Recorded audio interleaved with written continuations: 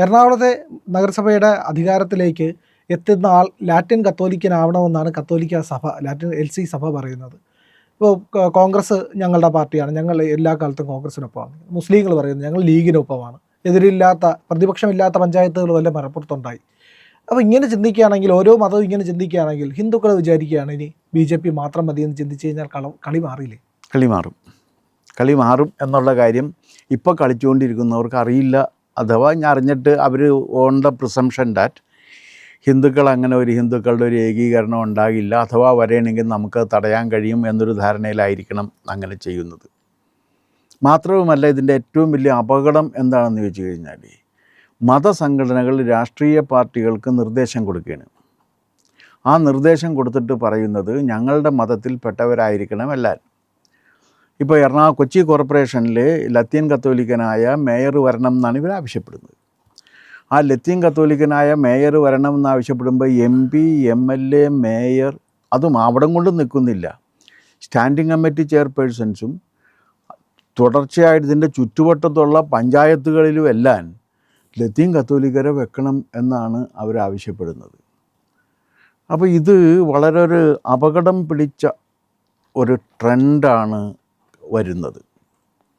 ഇതെന്താ കാര്യം എന്ന് വെച്ച് കഴിഞ്ഞാൽ, ഞങ്ങൾ ന്യൂനപക്ഷമാണ്, ഞങ്ങൾ വിചാരിച്ചു കഴിഞ്ഞാൽ ആ ന്യൂനപക്ഷത്തിൻ്റെ ഇതിൽ ഞങ്ങൾക്ക് എന്തും ചെയ്യാൻ വേണ്ടി കഴിയും എന്നൊരു വിശ്വാസത്തിൻ്റെയൊക്കെ അടിസ്ഥാനത്തിലാകാം ഇത് ചെയ്തുകൊണ്ടിരിക്കുന്നത്. അതിൽ വേറെ കുഴപ്പമൊന്നുമില്ല. ഇപ്പോൾ ഇവർ പറയുന്ന എറണാകുളമാണ് ഇത് പറയുന്നത്. എറണാകുളം റവന്യൂ ജില്ലയിൽ പോലും 45% ഹിന്ദുക്കളാണുള്ളത്, 38% ക്രിസ്ത്യാനികളുള്ളൂ, ഏതാണ്ട് 15% വരും മുസ്ലിങ്ങൾ. തീർച്ചയായിട്ടും മുസ്ലിമും ക്രിസ്ത്യാനിയും ചേർന്ന് കഴിഞ്ഞാൽ 53% ആവും. അതുകൊണ്ട് അവർക്ക് ഈ ഇത് മുഴുവനും സ്യൂപ്പ് ചെയ്തെടുക്കാം എന്നാണ് ഇവർ കരുതുന്നത്. പക്ഷേ അതും അത്ര ശരിയല്ല. കാരണം എറണാകുളം ജില്ലയിൽ, റവന്യൂ ജില്ലയിലെ എല്ലാ അസംബ്ലി സെഗ്മെൻറ്റ്സും ക്രിസ്ത്യാനിയും മുസ്ലിമും ഒന്ന് ചേർന്ന് കഴിഞ്ഞാൽ കിട്ടില്ല. അവർക്കങ്ങനെ കിട്ടണം എന്നുണ്ടെങ്കിൽ ഹിന്ദുക്കളുടെ കുറേ പേരുടെ വോട്ട് കൂടി വേണം. പക്ഷേ ഹിന്ദുക്കളുടെ കുറേ പേരുടെ വോട്ട് കൂടി കൊടുത്ത് ഇവരെ ജയിപ്പിക്കണം എന്ന് പറയുകയും അധികാരത്തിൻ്റെ പദവികളെല്ലാം തന്നെ ആ മതത്തിൽപ്പെട്ടവർക്ക് വേണം എന്ന് ആവശ്യപ്പെടുകയും ചെയ്യുന്നതിലൊരു കുഴപ്പമുണ്ട്. കാരണം ഇത് അവർക്ക് മാത്രം ചുരുങ്ങി ചെയ്യാൻ കഴിയുന്നൊരു കാര്യമായിട്ട് മാറരുത്. ഇപ്പോഴിവർ ചെയ്തുകൊണ്ടിരിക്കുന്നത് എന്താണെന്ന് വെച്ചാൽ ഞങ്ങൾക്കിതൊക്കെ ചെയ്യണം എന്നുള്ളതാണ്. അപ്പോൾ ഈ 45% വരുന്നുണ്ട്. ഇപ്പോൾ ഈ എറണാകുളം അസംബ്ലി സെഗ്മെൻറ്റിൽ പോലും ഏറ്റവും വലിയ വോട്ട് ബാങ്ക് എന്ന് പറഞ്ഞാൽ ലത്തീൻ കത്തോലിക്കരല്ല, ഹിന്ദുക്കൾ തന്നെയാണ്. ഒരു സംശയം വേണ്ട കാര്യത്തിൽ. പക്ഷേ ലത്തീൻ കത്തോലിക്കർക്കാണ് കോൺഗ്രസ് ഇത് കൊടുക്കുകയും ലത്തീൻ കത്തോലിക്ക സ്ഥാനാർത്ഥിയാണെങ്കിലും കോൺഗ്രസിൻ്റെ സ്ഥാനാർത്ഥികൾക്ക് വേണ്ടി വോട്ട് ചെയ്യുന്നൊരു വലിയ വിഭാഗം ജനങ്ങൾ ഇവിടെ ഉണ്ട്. അവരെല്ലാവരും കൂടി വോട്ട് ചെയ്തിട്ടാണ് ജയിച്ചു പോകുന്നത്. അല്ലാതെ ലത്തീൻ കത്തോലിക്കൻ്റെ വോട്ട് കിട്ടിക്കഴിഞ്ഞാൽ 2.5 ലക്ഷം വോട്ടിൻ്റെ ഭൂരിപക്ഷത്തിന് ജയിക്കാൻ കഴിയില്ലല്ലോ, ഒരിക്കലും പറ്റില്ല. പക്ഷേ ഇവരിപ്പോൾ പറയുന്നത് എന്താണെന്ന് വെച്ചാൽ ഞങ്ങൾക്ക് MLA പദവി വേണം, MP പദവി വേണം, മേയറിൻ്റെ പദവി വേണം, ജില്ലാ പഞ്ചായത്തിലെ പദവികൾ വേണം. കാരണം ഞങ്ങൾ ലത്തീൻ കത്തോലിക്കരാണ്, ഞങ്ങൾ എവിടെയുണ്ടോ അവിടെയൊക്കെ ഞങ്ങൾക്ക് അധികാരം വേണം എന്നാണ് ആവശ്യപ്പെടുന്നത്. ഇത് കൂടാതെ ഇവരുടെ ജീവനാഥം എന്ന് പറയുന്ന അവരുടെ ഒരു പ്രസിദ്ധീകരണമുണ്ട്, അതിലാണിത് വന്നത്. അതിലവർ 3 കാര്യങ്ങളാണ് പറയുന്നത്. ഒന്ന്, ഈ വിധി നന്നായി, കാരണം ഇടതുപക്ഷം ഒരു കാരണവശാലും അധികാരത്തിലേക്ക് വരില്ല, അത് നന്നായി എന്നുള്ളതാണ്. അപ്പോൾ ഇവർ മറന്നു പോകുന്ന കാര്യമുണ്ട്. അതെന്താണെന്ന് വെച്ചാൽ MA baby, Marian Alexander baby എന്ന് പറയുന്ന MA ബേബി ലത്തീൻ കത്തോലിക്കനാണ്. പക്ഷേ MA ബേബിയും സോണിയാഗാന്ധിയും കൂടി താരതമ്യം ചെയ്യുമ്പോൾ ഇറ്റാലിയൻ ലത്തീൻ കത്തോലിക്കയായ സോണിയാഗാന്ധിയാണ് MA ബേബിയേക്കാൾ നല്ലത് എന്ന് ഇവർ കരുതുകയാണ്. അല്ലെങ്കിൽ ഒരു ലത്തീൻ കത്തോലിക്കൻ ഒരു ദേശീയ പാർട്ടിയുടെ അഖിലേന്ത്യാ നേതാവായിട്ടിരിക്കുന്നു. പക്ഷെ അവർക്ക് വേറൊരു ലത്തീൻ കത്തോലിക്ക കൂടി അതിനകത്തുണ്ട്. അത് വരുന്ന സമയത്ത് അവർ MA ബേബിയെ തടയുന്നു. ഇടതുപക്ഷത്തിൽ ധാരാളം പേരില്ലേ, ഈ ലത്തീൻ കത്തോലിക്കരായിട്ടുള്ള ധാരാളം പേരുണ്ടായിരുന്നല്ലോ. സെബാസ്റ്റ്യൻ പോൾ ഉണ്ടായിരുന്നു, സെബാസ്റ്റ്യൻ പോൾ ലത്തീൻ കത്തോലിക്കനായിരുന്നു, MM ലോറൻസ് ലത്തീൻ കത്തോലിക്കനായിരുന്നു, ഇങ്ങനെ ഉള്ളവരുണ്ടായിരുന്നു. പക്ഷെ അതൊന്നും പറ്റില്ല. കോൺഗ്രസ്സാണ് സ്വാഭാവിക പാർട്ടി എന്നും ആ സ്വാഭാവിക പാർട്ടിയിൽ വേണം ലത്തീൻ കത്തോലിക്കർ നിൽക്കാനെന്നുമുള്ളൊരു തീരുമാനം ലത്തീൻ സഭ എടുത്തിരിക്കുന്നു. പിന്നെ രണ്ടാമത് അവർ പറഞ്ഞിട്ടുള്ളൊരു കാര്യം എന്താണെന്നറിയാമോ? രണ്ടാമത് പറഞ്ഞിട്ടുള്ളത് BJPക്ക് ചില തിരുവനന്തപുരം കിട്ടിയെങ്കിലും ചില നഗരപ്രദേശങ്ങളിലേക്ക് അവർക്ക് ചില മുന്നേറ്റം ഉണ്ടായിട്ടുണ്ടെങ്കിലും ഗ്രാമമേഖലയിൽ BJP ഇതുവരെ മുന്നേറിയിട്ടില്ല എന്നുള്ളത് ഏറ്റവും ശുഭകരമായ കാര്യമായിട്ടാണ് കാണുന്നത്. ഇതിനകത്തൊരു വൈരുദ്ധ്യമുണ്ട്. ഇവർ ലത്തീൻ കത്തോലിക്കരായി നിന്നിട്ട് ആ ലത്തീൻ കത്തോലിക്കരുടെ താല്പര്യം സംരക്ഷിക്കാൻ വേണ്ടി കോൺഗ്രസ് നിൽക്കണം എന്ന് പറയുകയും ഹിന്ദുക്കളുടെ താല്പര്യങ്ങൾ ഒരിക്കലും സംരക്ഷിക്കപ്പെടരുത് എന്ന് വാദിക്കുകയും ചെയ്യുകയാണ്. ആ വൈരുദ്ധ്യം അവർ കാണുന്നില്ല.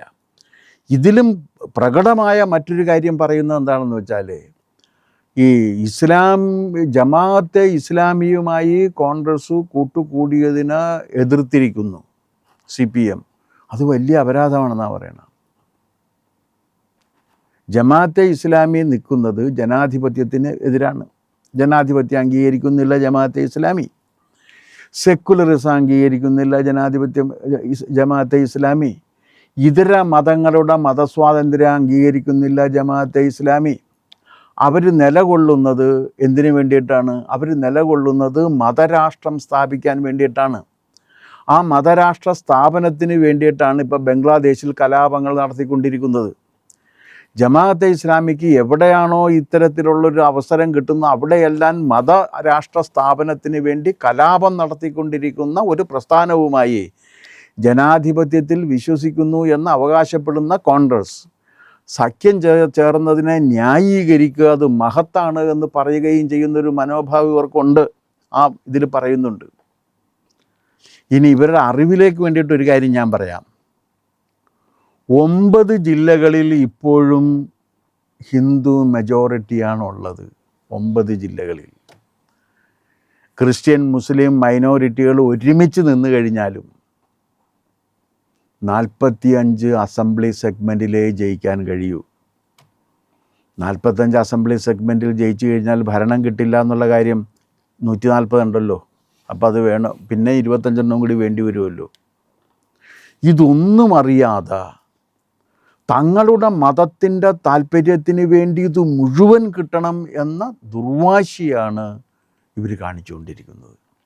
അത് എന്തിനെ ആശ്രയിച്ചിട്ടാണെന്ന് വെച്ചാൽ, ഹിന്ദുക്കൾ ഒരിക്കലും ഒരുമിച്ച് നിന്ന് ഇവർക്കൊരു ഭീഷണി ആകില്ല എന്ന വിശ്വാസത്തിൻ്റെ അടിസ്ഥാനത്തിലാണ് ഇവരിത് ചെയ്യുന്നത്.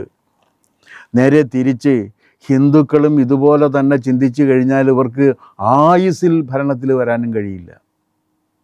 അത്തരം ഒരവസ്ഥ കേരളത്തിൽ ഉണ്ടാക്കാൻ വേണ്ടി പരിശ്രമിക്കുകയാണ് മുസ്ലിങ്ങളും ഈ ക്രിസ്ത്യാനികളിൽ നല്ലൊരു വിഭാഗവും. അവർ പറയുന്നത് ശരിയാണ്. ഈ കഴിഞ്ഞ തെരഞ്ഞെടുപ്പിൽ ലോക്കൽ ബോഡി ഇലക്ഷനിൽ UDFനുണ്ടായ വിജയം എന്ന് പറയുന്നത് ക്രിസ്ത്യൻ മുസ്ലിം മൈനോറിറ്റി കൺസോളിഡേഷനാണ് എന്നവർക്കറിയാം. ഒപ്പം സ്ഥിരമായി കോൺഗ്രസ്സിന് വോട്ട് ചെയ്യുന്ന ഹിന്ദുക്കൾ അവിടെ നിൽക്കുകയും ചെയ്തു. ആ ഹിന്ദുക്കൾ അതിൽ നിന്ന് മാറിക്കഴിഞ്ഞാൽ ഇവർ ഈ 45 അസംബ്ലി സെഗ്മെൻറ്റിൽ ഒതുങ്ങേണ്ടി വരും. അത്തരം ഒരവസ്ഥ സൃഷ്ടിക്കാനേ ഇവരുടെ ഈ പ്രവൃത്തി സഹായിക്കുകയുള്ളൂ. കാരണം ഇവർ ജമാഅത്തെ ഇസ്ലാമിയുമായി പോലും ഐക്യം ഉണ്ടാക്കുന്ന വിധത്തിൽ എത്തിക്കഴിഞ്ഞിരിക്കുന്നു. എന്തൊരു അപകടകരമാണെന്ന് ആലോചിച്ച് നോക്ക്. അപ്പോൾ ജമാഅത്തെ ഇസ്ലാമിയെ പോലെ തന്നെ തങ്ങൾക്കും ഒരു മതരാഷ്ട്രം ഇവിടെ ഉണ്ടാകണം, അല്ലെങ്കിൽ ഉണ്ടാക്കണമെന്നാണ് ഇവരും ആഗ്രഹിക്കുന്നത്. അത് വലിയ അപകടമല്ലേ? ഇതെവിടെ പോയി അവസാനിക്കും? ഇത് പറഞ്ഞു കഴിഞ്ഞാൽ ഇത് എവിടെയാണ് പോയി അവസാനിക്കുക? ഇവർ ജനാധിപത്യത്തിലല്ല മതാധിപത്യവാദത്തിലേക്കാണ് ലത്തീൻ കത്തോലിക്ക സഭ പോകുന്നത്. ഇവർക്ക് പ്രശ്നം വരുമ്പോഴോ ഇവരെല്ലാവരും നിൽക്കാൻ പറയുകയും ചെയ്യും. പക്ഷെ വോട്ട് ചെയ്യുമ്പോൾ അവർക്ക് ചെയ്യുകയില്ല. ഇപ്പോൾ ഉദാഹരണത്തിന് പള്ളുരുത്തിയിൽ നടന്നൊരു കാര്യം, ആ സ്കൂളിൽ എന്താണ് ഹിജാബ് വിഷയം. ആ ഹിജാബ് വിഷയം ഉണ്ടായിട്ട് ആ ഹിജാബിന് എതിരെ വർക്ക് ചെയ്ത ഒരാൾ അവരുടെ സ്കൂളിൻ്റെ പാരമ്പര്യവും അവരുടെ നിയമവും നിലനിൽക്കണം എന്ന് പറഞ്ഞ് വർക്ക് ചെയ്ത ഒരാൾ അവിടെ സ്ഥാനാർത്ഥിയായിട്ട് പോലും അയാളെ ജയിപ്പിച്ചില്ല. അതവരെന്ത് ചെയ്യുമെന്ന് വെച്ചാൽ അവർക്ക് താല്പര്യമുള്ളവരെ ജയിപ്പിച്ചു വിട്ടു. അപ്പോൾ ഈ രീതിയിലുള്ള ഒരു തീർത്തും മതാധിഷ്ഠിതമായ ഒരു സമീപനമാണ് ലത്തീൻ കത്തോലിക്ക സഭ എടുക്കുന്നത്. ക്രിസ്ത്യാനികളും മുസ്ലിങ്ങളും ഏകീകരിക്കപ്പെട്ടു, അത് മനസ്സിലാകുന്നുണ്ട്. പക്ഷേ ഹിന്ദുക്കൾ ഇത്രയേറെ അനുഭവിച്ചു ശബരിമലയുടെ അടക്കം കാര്യത്തിൽ, എന്നിട്ട് എന്തുകൊണ്ടാണ് അവർ ഒന്നിക്കാത്തത്? അല്ല, ഹിന്ദുക്കൾ ഈ ഇന്ത്യയിൽ സെക്കുലറിസം അല്ലെങ്കിൽ മതേതരത്വം നിലനിൽക്കുന്നത് ഹിന്ദുക്കളുള്ളതുകൊണ്ട് മാത്രമാണ്. ക്രിസ്ത്യാനി ഉള്ളിടത്ത് മതരാഷ്ട്രങ്ങളാണുള്ളത്, അല്ലേ? ഇസ്ലാം ഉള്ളിടത്ത് മതരാഷ്ട്രങ്ങളാണുള്ളത്.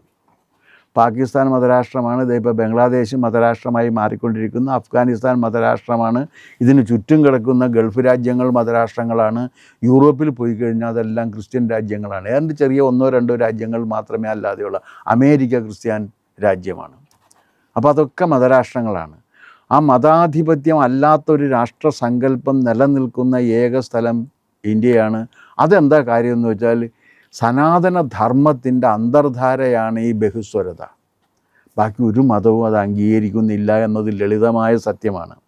ഒരേ ഒരു പ്രവാചകൻ, ഒരേ ഒരു ടെക്സ്റ്റ്, ഒരേ ഒരു ജീവിത രീതി. അതിൻ്റെ ദുർവാശി കൊണ്ടാണ് ഇവരെല്ലാവരെയും മതരാഷ്ട്രത്തിലേക്ക് പോകുന്നത്. ആ മതരാഷ്ട്ര സങ്കല്പവുമായി പോയിക്കൊണ്ട് ഹൈന്ദവ ജീവിത രീതിയെ ധിക്കരിക്കുകയും അതിനെ നശിപ്പിക്കാൻ ശ്രമിക്കുകയും ചെയ്യുന്നൊരു സമീപനം അറിഞ്ഞോ അറിയാതെയോ ലത്തീൻ സഭ എടുക്കുന്നു എന്നുള്ളത് പരിതാപകരമാണ്.